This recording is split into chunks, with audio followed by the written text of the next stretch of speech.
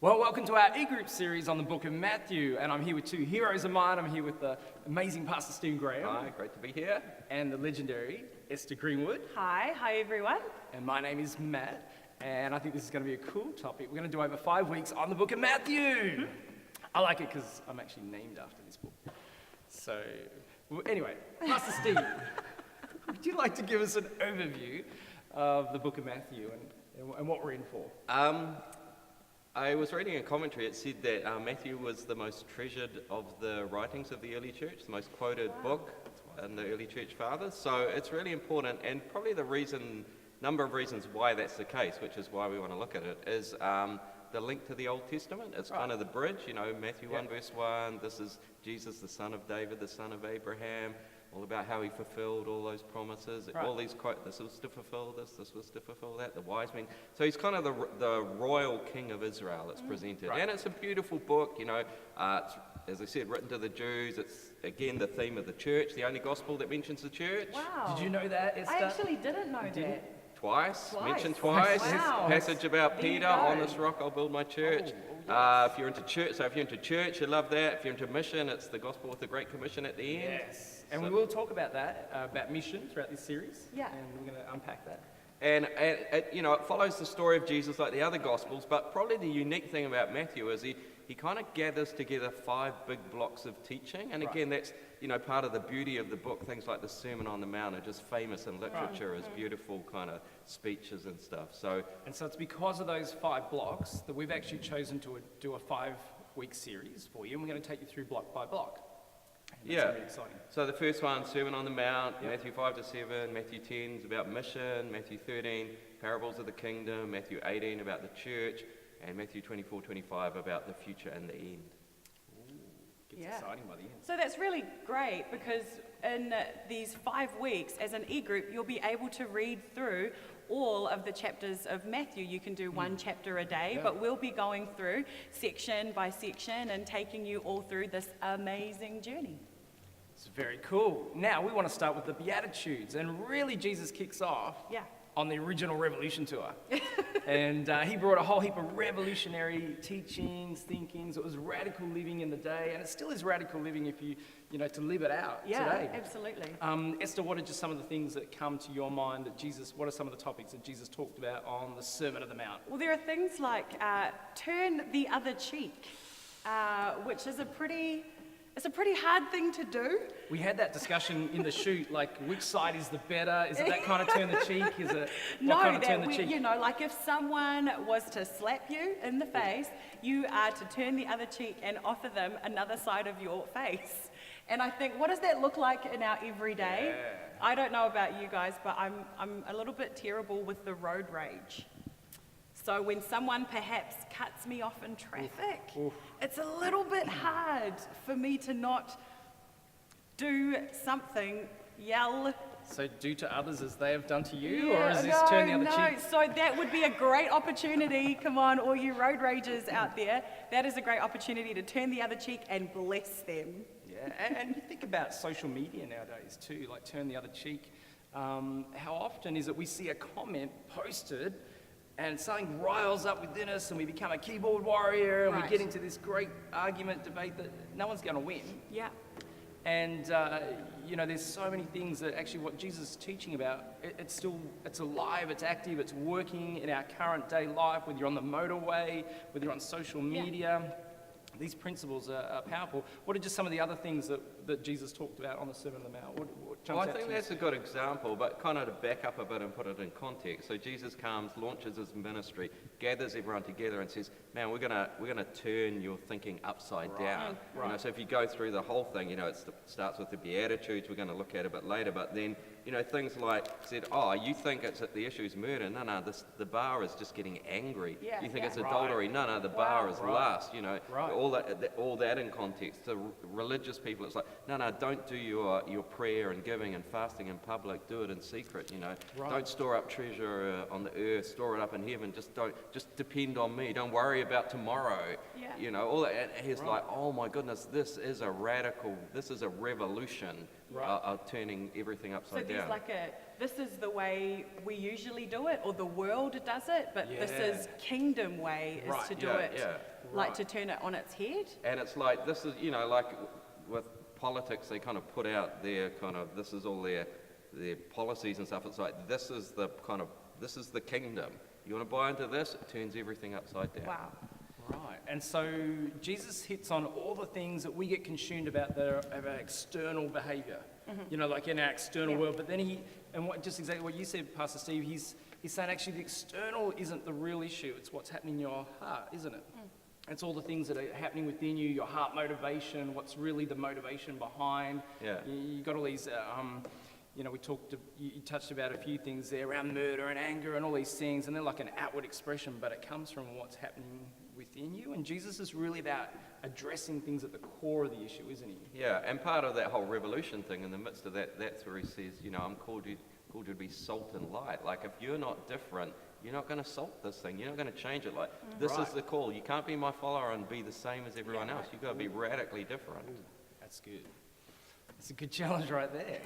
That is a good challenge there. I think as you, in your e-group, study the Beatitudes and study the Sermon on the Mount and look through, and we're going to talk through couple of Beatitudes in a moment, but as you go through that, it's really good to read it in context and go, yeah, how does this look in my everyday life? Like, where am I on the motorway getting angry and road rage? And Jesus says, no, come on, there's a higher way to live. There's a better way to live. You know, what are you doing with your external world? But Jesus says, come on, what's at the heart of the matter? And that's a good thing to sort of start to explore and go there and go, yeah, what do I need to do to be revolutionary? What do I need to do that I actually look different from the world? Yeah, I shine out with something, or I change the flavor of my world. Yeah. And it's a challenge when we're in school, university, and our workplace. Do we even stand out? Can people actually know there's something different about you, or do you just blend in? Which again, Jesus came to start a revolution. Come on. Yeah. Awesome, eh? Good, I like it. So let's I look wanna at be some on of the these revolution. revolutionary things. Well, I was thinking, just looking at a commentary section on the Beatitudes, because it's like his opening thing, he just drops these incredible bombs on like, and frames it like, this is what the blessed life looks like. And it's like, no one thinks the blessed life looks like this. Right, do you want to talk this through? Yeah, let's well, go. someone said this is a commentator. You know, Jesus said, blessed are the poor in spirit, whereas our culture said, no, you're blessed if you're self-confident and competent and self-reliant. You know, blessed are those who mourn. Our culture said, no, you're blessed if you're happy, you're pleasure-seeking. Right. The beautiful people. Jesus is like, no, I'm turning this upside down. Blessed are those who meek. Our culture says, blessed are those who are proud and powerful. Goes on and on. Every one of them is like, no, that's not. How do you see the world, Jesus, that you say that's blessed? Yeah. Right. It's supposed to mess with your head. And it does. Yeah. It does, yeah, it does. I think it flies in the face of current culture, though, doesn't it? Yeah. Current Of culture course. is all about the image and the branding and, you know, getting everything looking like it's perfect. And Jesus comes and says, no, actually, you'll find God in the spaces. Right. So one of the ones we talked about was, second one, blessed are those who mourn. Like, how is that blessed to be mourning and upset and crying?